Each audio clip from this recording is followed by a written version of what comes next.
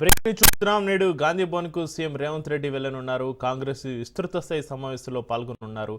కొత్త డీసీసీలకు దిశానిర్దేశం చేయనున్నారు.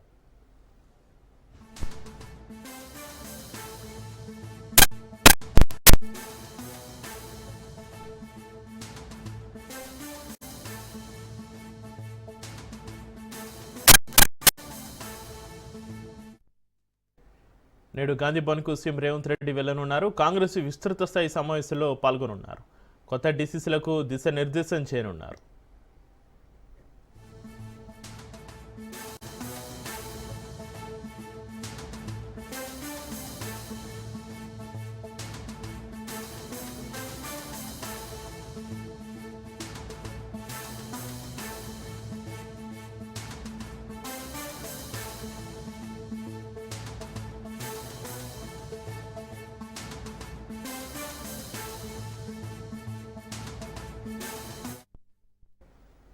బ్రేకింగ్ చూస్తున్నాం. నేడు గాంధీ భవన్కు సీఎం రేవంత్ రెడ్డి వెళ్లనున్నారు. కాంగ్రెస్ విస్తృత స్థాయి సమావేశంలో పాల్గొనున్నారు. కొత్త డీసీసీలకు దిశానిర్దేశం చేయనున్నారు.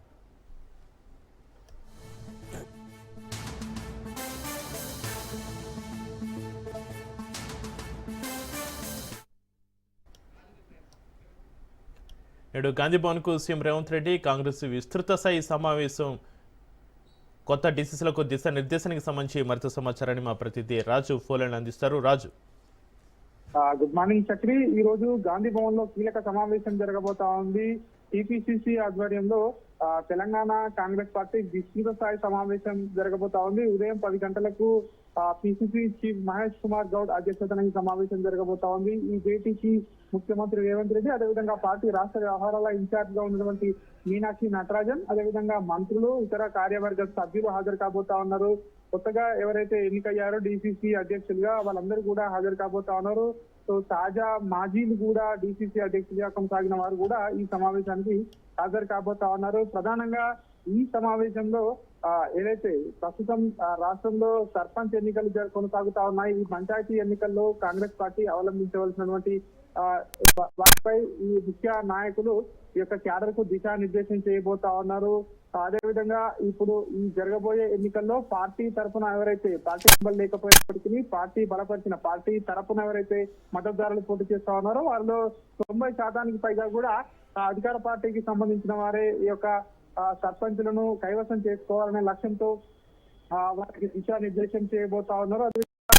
కాంగ్రెస్ పార్టీ రాష్ట్రంలో అధికారంలోకి వచ్చి 2 ఏళ్లు పూర్తయిన సందర్భంగా జరుపుకోవాల్సినటువంటి ప్రజా పాలన విజయోత్సవాల నిర్వహణపై కూడా నేతలకు దిశానిర్దేశం చేయబోతా ఉన్నారు. ప్రధానంగా ఈ సమావేశానికి సంబంధించి రాష్ట్రంలో పార్టీ పరిస్థితి, అదేవిధంగా ఎవరైతే కొంతమంది డీసీసీ పదవులు రాలేదని చెప్పేసి కొంతమంది ఇప్పటికే ఏదైతే అసంతృప్తి ఉన్నటువంటి ఈ నేపథ్యంలో వారందరినీ కూడా ఏకతాటిపైకి తీసుకొచ్చి అందరూ ఏకతాటిపైకి వచ్చి ఈ యొక్క స్థానిక సంస్థల ఎన్నికల్లో పనిచేసే విధంగా కూడా ఒక దిశానిర్దేశం అయితే చేసే అవకాశం కనిపిస్తా ఉంది.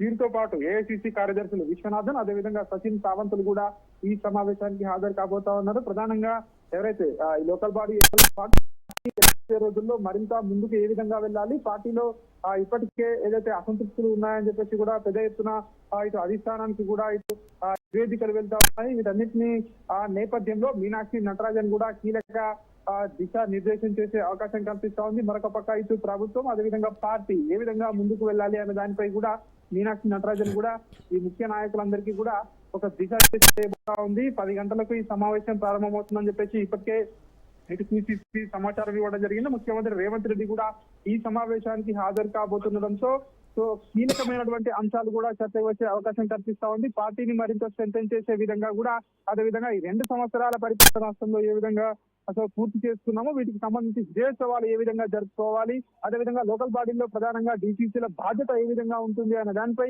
కీలక దిశా నిర్దేశం చేసే అవకాశం అయితే మనకు కనిపిస్తా ఉంది. అయితే రాజు, డీసీసీల నుంచి గ్రౌండ్ లెవెల్ సలహాలు, సూచనలు, ఫిర్యాదులను, నివేదికలను తీసుకునే అవకాశం ఉందా? ఖచ్చితంగా. ఎందుకంటే గతంలో ఎవరైతే కొంతమంది ఇప్పటికే డీసీసీలుగా పనిచేసి తమ బాధ్యతలను పూర్తి చేశారో వాళ్ళందరినీ కూడా సన్మానించే అవకాశం కూడా కనిపిస్తా ఉంది. అదేవిధంగా పార్టీ ముందుకు వెళ్ళాలి, ఇంకా కూడా భవిష్యత్తులో రాబోయే ఎన్నికలు ఏవైనా కూడా సో కాంగ్రెస్ పార్టీ ముందుకు వెళ్ళాలంటే ఖచ్చితంగా అందరి సూచనలు సలహాలు తీసుకొని ముందుకు వెళ్తామని చెప్పేసి ఇప్పటికే ఇటు పిసిసి చీఫ్ మహేష్ కుమార్ గౌడ్ ప్రకటించడం జరిగింది. అదేవిధంగా రాబోయే రోజుల్లో కాంగ్రెస్ పార్టీని మరింత బలోపేతం చేస్తగా ఇంకా మినిమం 10 సంవత్సరాలు రాష్ట్రంలో కాంగ్రెస్ పార్టీ అధికారంలో ఉంటుంది అని చెప్పేసి కూడా నేతలు పదే చెప్తా ఉన్నారు. కానీ ఆ గ్రౌండ్ లెవెల్లో మాత్రం కొంతమంది అలకలు ఇప్పుడే మొదలయ్యాయి. కొంతమంది డిసిసి పదవులు రాలేదని చెప్పేసి పెద్ద ఎత్తున నిరాశకు కూడా లోనవుతున్నటువంటి పరిస్థితి కనిపిస్తా ఉంది.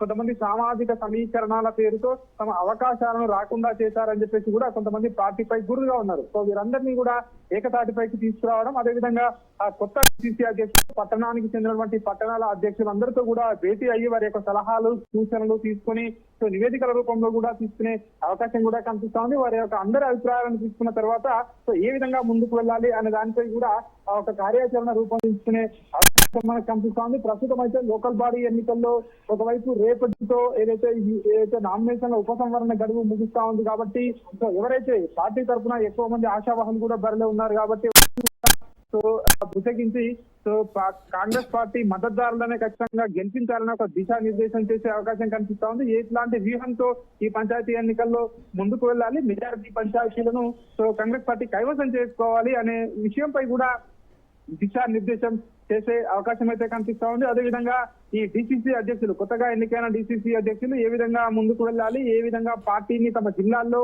సో మరింత ముందుకు తీసుకువెళ్ళాలి అనే దానిపై కూడా డే 1 నుంచే కూడా వాళ్ళకి సో మొదటి రోజు నుంచే కూడా సో ఏ విధంగా ఒక లక్ష్యాన్ని పెట్టుకుని ముందుకు వెళ్ళాలి అనే దానికి కూడా వాళ్ళందరికీ కూడా దిశానిర్దేశం చేసే అవకాశం కనిపిస్తా ఉంది. ఇక పార్టీ వ్యవహారాల ఇన్ఛార్జ్ మీనాక్షి నటరాజన్ విషయానికి వచ్చినట్టయితే ఆమె వారం రోజుల పాటు రాష్ట్రంలో ఉంటారని చెప్పేసి తెలుస్తా ఉంది. ఆమె ఢిల్లీ నుంచి వచ్చారు.